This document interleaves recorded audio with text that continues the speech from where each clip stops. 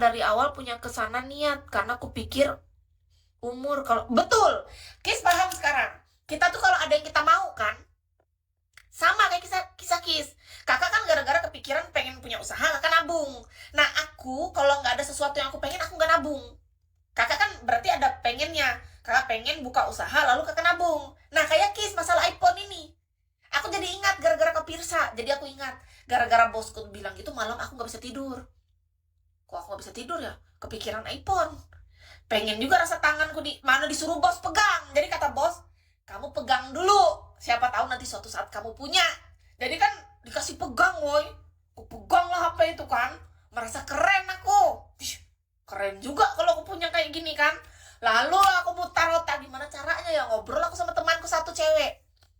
Kataku gini, sini dulu. Menurut kamu HP Apple bagus nggak? Ya bagus lah, orang aku juga pakai, kata dia. Orang-orang lain juga pada pakai. Oh iya ya, cuma aku doang ya yang masih pakai Android, kata Kis kan. Iya, kakak ngapain masih pakai Android tahun segini? Digituin sama dia. Gimana ya caranya supaya aku bisa dapat iPhone? Nanya sama dia. Nanya. Nanya solusi sama orang. Iya, karena kita bukan rapatan, bukan anak Nagita. Tahu nggak? Dikasih saran aku oleh temanku, Kak. Ingat banget aku sama si Iing. Kata dia gini, Kak, kebetulan nih, aku bulan lalu baru join. Ini gara-gara kakak nanya aja nih. Kalau enggak mah aku nggak mau cerita sama orang kantor. Nggak ada satupun orang kantor yang tahu. Maka kata dia, langsung dia mau ini, menjadikan kita prospek.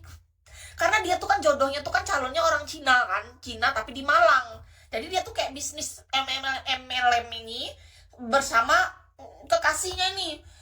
Lalu gara-gara aku bertanya tentang itu tadi, dia langsung menawarkan di prospeknya aku. Kata dia, kakak join aja sama aku. Kayak gini cara kerjanya, Kak. Kakak join 1,4.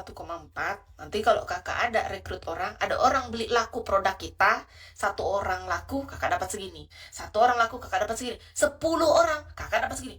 Berarti aku harus ngumpulin berapa orang untuk aku dapat iPhone? Langsung tembak gitu kan. Kakak dapatkan HP apa yang kakak mau tipe. Kita cari sekarang berapa harga. 14 juta. Kakak harus 14 orang. Baru kakak dapat tuh iPhone. Wah, langsung dalam otak aku mikir ya kan. Oke, aku bilang. Oke, aku join. Bilang, berapa tadi? 1,4. Besok ya, besok. Cari duit kita ya kan.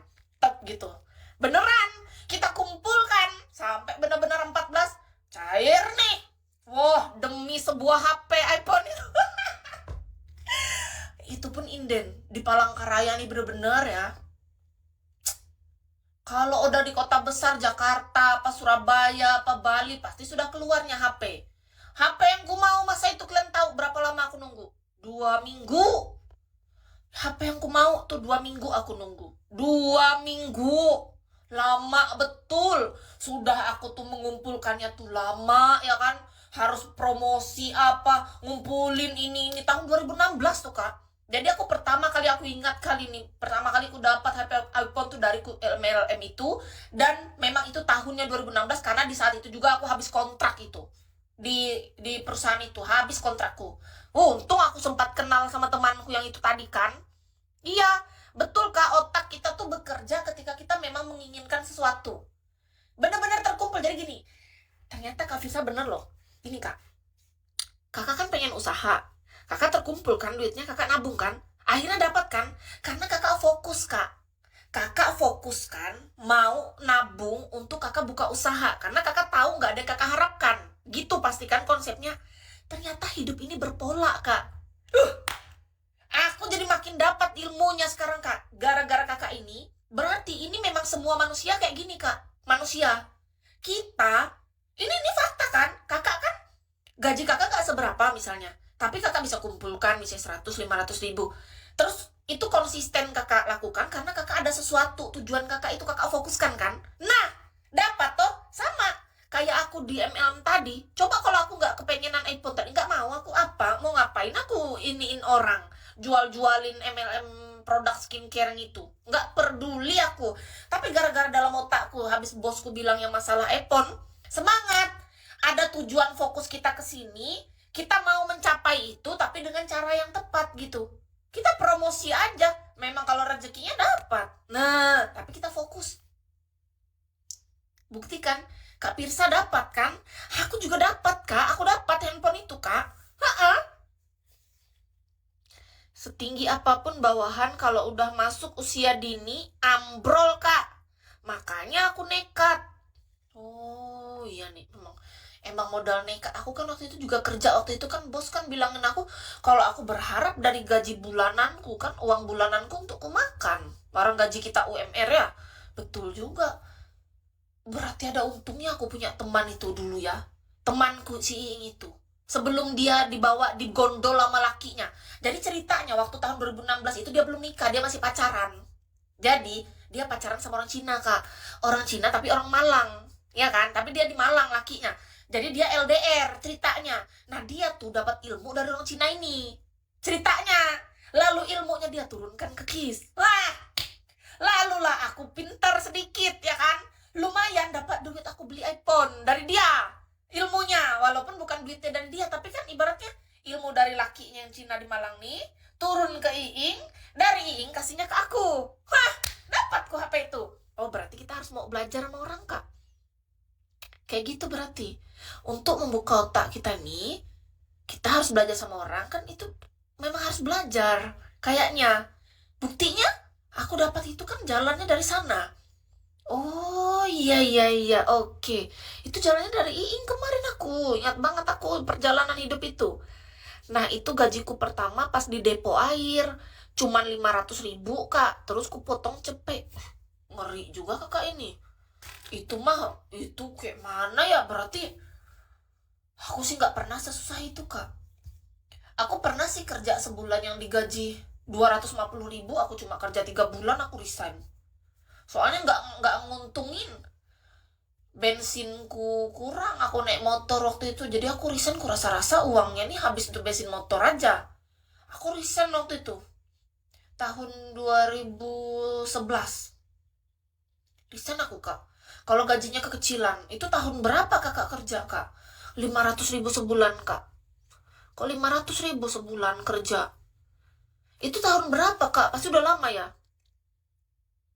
Oh, kerjanya dekat dari rumah, tapi Kakak masih numpang sama orang tua kan?